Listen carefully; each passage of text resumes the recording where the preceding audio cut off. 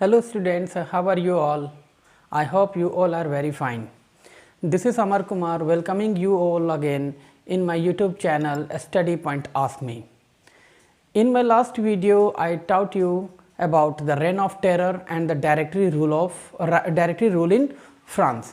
And in this video, as you can see here, this is my 7th part of the French Revolution, and today I am going to teach you about the women's revolution in French Revolution. So let's start, students. As you can see here, from very beginning women were an active participants in the struggle. शुरुआत से ही, हमेशा से ही ऐसा रहा है कि महिलाओं ने अपना बढ़ चढ़ करके योगदान दिया है। किसी भी देश की बात करें, चाहे वो फ्रांस का हो, रसिया का हो, अमेरिका हो या हमारे ही देश का ही क्यों ना हो, हर जगह हम ये इस चीज़ को देखते हैं कि महिलाओं के द्वारा भी जो है वो पुरुषों के बराबर बढ़ चढ़ करके अपनी तरफ से योगदान देते हैं स्ट्रगल में। Condition of women of third state was different from first two state. First two state related to the first state for clergy and the second state of nobility. तो उन दोनों स्टेट्स के मुकाबले अगर देखा जाए तो थर्ड स्टेट्स के जो वुमेन हैं उनके कंडीशंस जो है वो उनके अपेक्षा काफ़ी हालत जो इनका बुरा था, इनकी कंडीशंस जो है वो उनकी जैसे अच्छी नहीं थी। They had no access to education. अब इनको एजुकेशन लेने से रोक दिया गया, ये एजुकेटेड नहीं हो सकते हैं, इनको पढ़ाया लिखाया नहीं जाता था। Though women revolution they demanded the equality and the right to vote. अब उनको एजुकेशन से रोका जाता था और भी कई तरह के ऐसी पाबंदियाँ थी जो उनके ऊपर था। मैंने आपको एक्टिव सिटीजन और पैसिव सिटीजन्स के विषय में भी पढ़ाया था। उसमें एक्टिव सिटीजन्स में मैंने क्या बताया था आपको, the man, yes, I am only talking about the man, I am not including the women there। तो जितने भी पुरुष थे जिनकी उम्र 25 ईयर्स या 25 ईयर्स के एबव थे उनको राइट टू वोट दिया गया था और भी दूसरे प्रिविलेजेस तो दिए गए थे, लेकिन महिलाओं को कभी भी किसी तरह का कोई विशेष अधिकार नहीं दिया गया। तो उन्होंने अपने अधिकार के लिए, राइट टू वोट के लिए रिवॉल्यूशन किया and through this revolution they demanded, और इस रिवॉल्यूशंस के थ्रू उन्होंने डिमांड किया right to equality and right to vote. इन दो अधिकारों की मांग थी।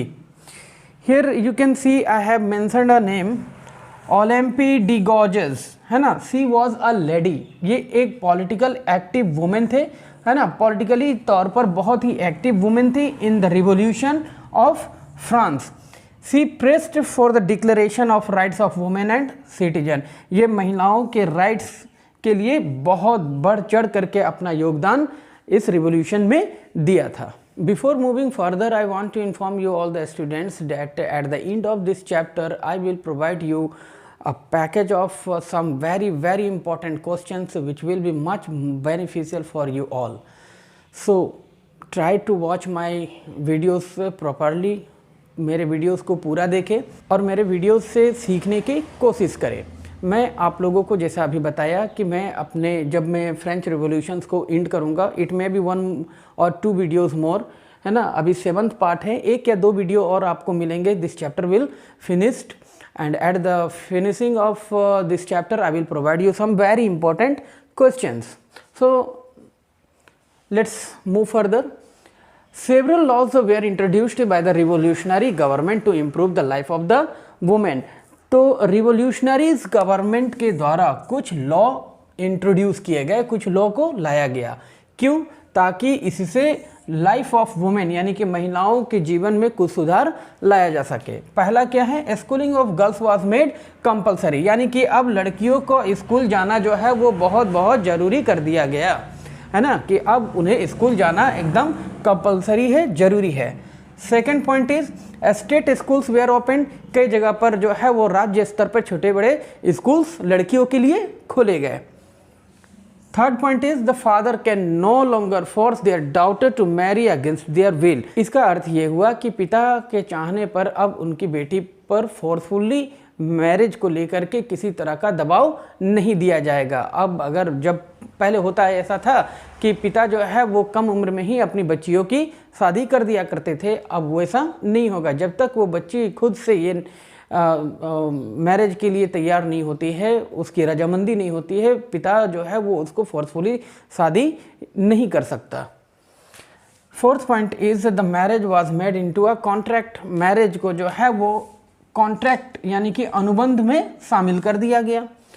Next point is divorce was made legal, divorce यानी कि तलाक, तलाक जो है वो अब लीगल हो गए हैं।